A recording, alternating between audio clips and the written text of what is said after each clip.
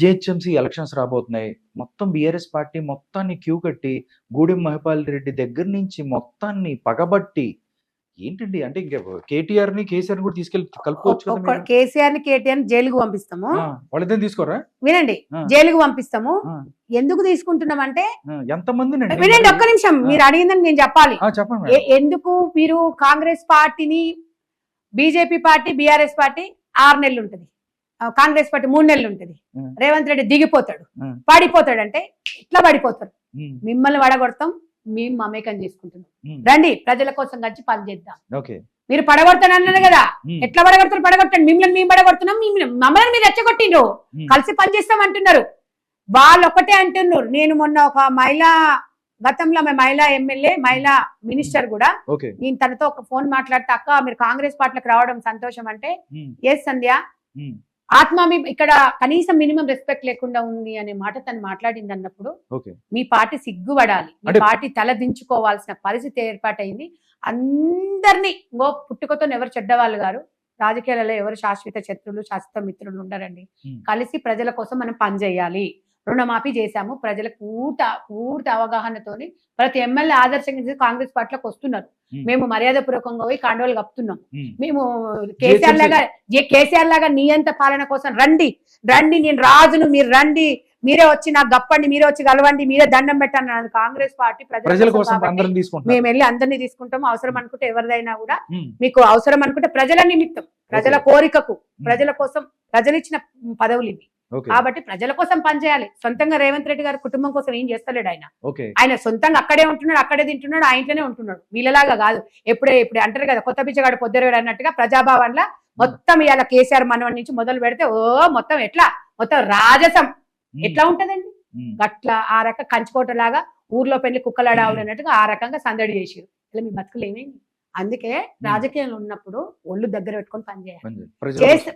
ప్రజల కోసం చేయాలి. ప్రజలు ఇచ్చిన తీర్పు, అధికారం శాశ్వతం కాదు. ప్రజల గుండెల్లో మనం ఎన్ని రోజులు ఉన్నాం, ఎంత మంచి పని చేసాం అనేదే గొప్పతనం. ఓకే, ఇంకొకటి మేడం, మీరు అన్నారు ఏమైనా చేస్తాను, తీసుకెళ్లి బీఆర్ఎస్ ఎమ్మెల్యేలు వాళ్ళు తీసుకుంటున్నారు, వాళ్ళ కుటుంబాల్లో కూడా తగాదలు పెడుతున్నారు. కేటీఆర్ కి హరీష్ రావుకి మధ్య ఘర్షణ జరుగుతోంది, దానికి సంబంధించి హరీష్ బయటకు వచ్చే అవకాశం ఉంది అంటున్నారు. ఒకటండి, ఊహాగానాలకు మేము సమాధానం చెప్పాం. ఇంకొకటి, వాళ్ళ ఇంట్లో లేనిది ఎప్పుడు గొడవలు ఎప్పటి నుంచో ఉన్నాయి కదా. అక్క తమ్మునికే పడకపాయ, ఇప్పటి వరకు బిడ్డ తివారు జైలు ఉంటే ఒకసారి కూడా విజిట్ చేయలేదు తండ్రి. మరి ఇంక దానికి మీరు పోతే ఏమంటారు? మీరే అంటారు మళ్ళీ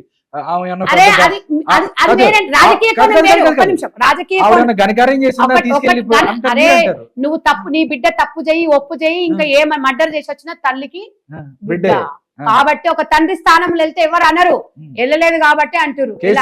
తప్పు చేస్తే అది కూడా ఎందుకు వెళ్ళలేదు అని కూడా మాకు అనవసరం. నేను అనేది ఏం సార్ అంటే ఒక్కటే, రాధా గారు, వాళ్ళ కుటుంబ నేపథ్యం వల్ల మా ప్రజలకు వచ్చేది లేదు, ఒరిగిపోయేది లేదు. మేము ఇచ్చిన హామీలు మేము లాగాల్సిన అవసరం లేదు, వాళ్ళే వస్తారు.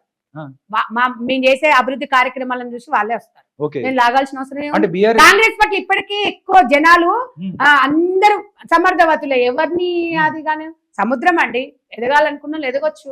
కాబట్టి ఎవరిని పొయ్యేసి బ్లాక్ మెయిలింగ్ చేసి గుంజుకోవాల్సిన అవసరం రేవంత్ రెడ్డి గారికి లేదు, ఇలా మంత్రులకు లేదు.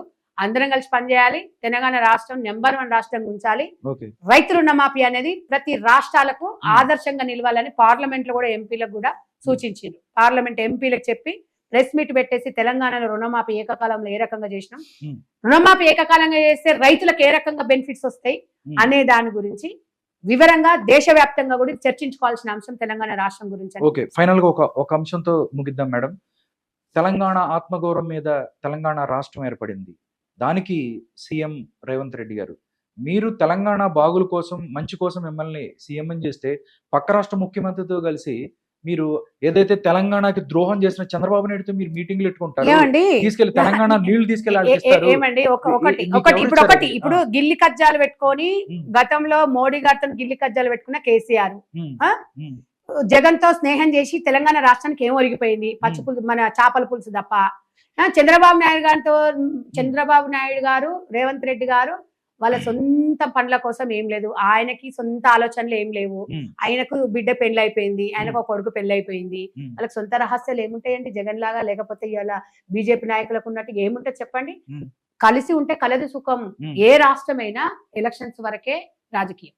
గెలిచిన తర్వాత ఇద్దరు సీఎంలు మంచి హోదాలో కలవాలి, సామరస్యంగా కూర్చొని పరిష్కరించుకోవాలి అనే నినాదంతోనే పోతున్నారు తప్ప గురు శిష్యులు అయితే తప్పేముంది? గురువును మించిన శిష్యుడు ఉండడా? అట్లనే ఉంటది. మీరు ఆ కోణం ఎందుకు చూడాలి రాధా గారు? కలిసి మంచి ఆయన ద్రోహం చేసిండా, ద్రోహం చేయలేదా, లేకపోతే అవన్నీ మాకు అనవసరం. వాళ్ళు ఏం చెప్తున్నారు, కేసీఆర్ 10 సంవత్సరాల ఉండగా చంద్రబాబు నాయుడు కనీసం ఇటు చూడని కూడా చూడలేదు, ఒక్క బ్యానర్ కూడా హైదరాబాద్ లో కనబడలేదు. ఒకటండి, అలాంటిది ఒకటి రాధా గారు, ఆయన అక్కడ సీఎం అయ్యారు, కొంతమంది ఆంధ్ర వాళ్ళు ఉన్నారు, అభిమానంతో కట్టుకుంటారు. ఎవరి అభిమానం కాదని ఎట్లా అంటామండి? ఇప్పుడు మీకు అభిమానం ఉంది, నువ్వు లేదు నువ్వు అమ్మవారినే పూజించాలి, నువ్వు శివుని పూజించొద్దంటే నువ్వు వింటావా? మీరు వింటారా? ఎంతమంది వింటారు? ఒక్క ఇంట్లో మేము 5 ఉన్నాము, 5 మంది 5 దేవుళ్ళని పూజిస్తాం మేము. మీరు వాట్ ఈస్ దిస్ అండి? చంద్రబాబు నాయుడు గారిని ఫోటోలు పెట్టొద్దు, ఆయనది అది రాలేదు, కేసీఆర్ నియంత పాలన ఏం చేసిండు? కేసీఆర్ ఏం చేసిండు మీరు చెప్పండి? తెలంగాణ తెచ్చాడు కదా, తెలంగాణ తెస్తే ఏం చేసిండు? తెలంగాణ తెచ్చి ఏం చేసిండు? బిచ్చగాలని చేసిండు. ఉన్నోళ్ళని మొత్తం తెలంగాణ బిచ్చగాలని చేసిండు. ఇప్పుడు వచ్చింది అసలైన తెలంగాణ. ఇప్పుడు మేము ప్రత్యేక తెలంగాణ, ప్రత్యేకంగా ప్రజల తెలంగాణ, విద్యార్థుల తెలంగాణ, రైతుల తెలంగాణ, మహిళల Telangana. Okay, thank you so much madam, thank you so much. పుట్టినరోజు ఇలాగ మాట్లాడుకుంటాం నేను అనుకోలేదు. మీరు ఇలాంటి పుట్టినరోజు చాలా జరుపుకోవాలి. మీ మదర్ ఫౌండేషన్ ఏదైతే ఉందో మహిళలకి ఎంతో కొంత మంచి చేయాలి అనేది కోరుకుంటున్నాను. Thank you so much madam. ఈ రోజు మీ యొక్క ఈ సమస్యల మీద ఏదైతే తెలంగాణ రాజకీయాల మీద స్పందించింది. నమస్కారం.